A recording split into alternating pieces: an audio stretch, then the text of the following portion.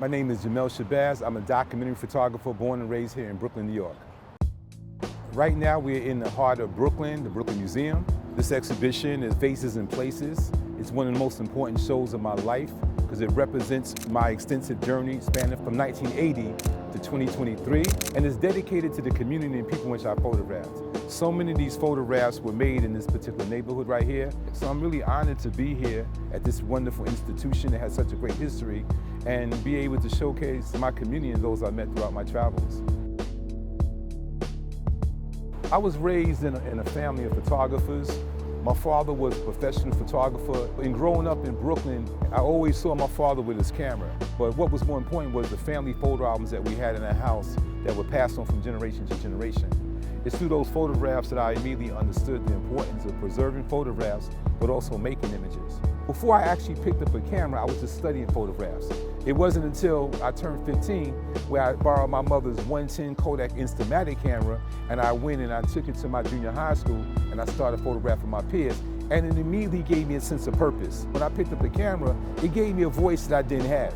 And I realized at that point that the camera was a compass that now was propelling me on a path that I would be on for 40 years, allowing me to travel and meet so many wonderful people. In the early days, it was out of concern. Mainly like the late 1970s into the early 80s. The AIDS epidemic and crack epidemic were in full swing. A lot of lives were being lost. Violence in the community started to intensify. I was out on the street trying to engage people to get a better sense of what was going on. So I would have conversations first. The photographs became evidence of the conversation. And I would travel throughout the 5 boroughs engaging people. Mind you now, I had just returned from the Army. I had served time overseas in Germany from 1977 and 80.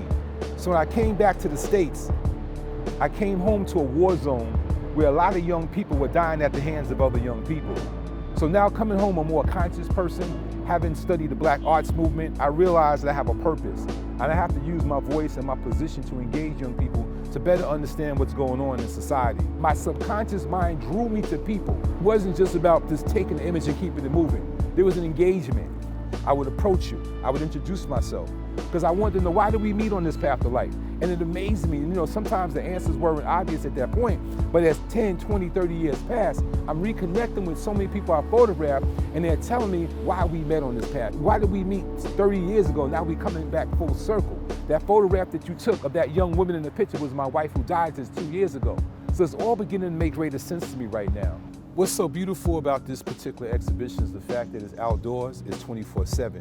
So people are constantly coming. I'm receiving so many messages from people on my social media feed. They have come here and they've seen their loved ones. And that means a lot to me.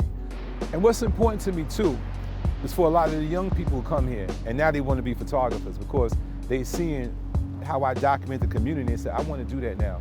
So I'm really honored to have been able to create a space where people could draw inspiration and also a space that can contribute in the healing process. Because with all honesty, when I look at the present state of the world, I'm saddened. With all of the poverty, the wars, the police brutality, the mass shootings that we have in this country, I wanted to lend my voice in the artist to try to just create a counter narrative of all of that and give people a space in which they can come to and have a sense of inner peace for a few moments. When I think of the term reclaim, we have to return back to the essence from whence we came. We have to reclaim our identity, our sense of purpose, and understand the journey that those who paved the way made for us, and realize that we have a responsibility, to uphold the torchlight that's been passed on to us. People often ask me, what do I look for in a photograph?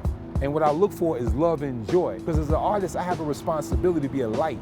And I feel that by sharing this journey, it might be able to bring a little bit of joy in this community.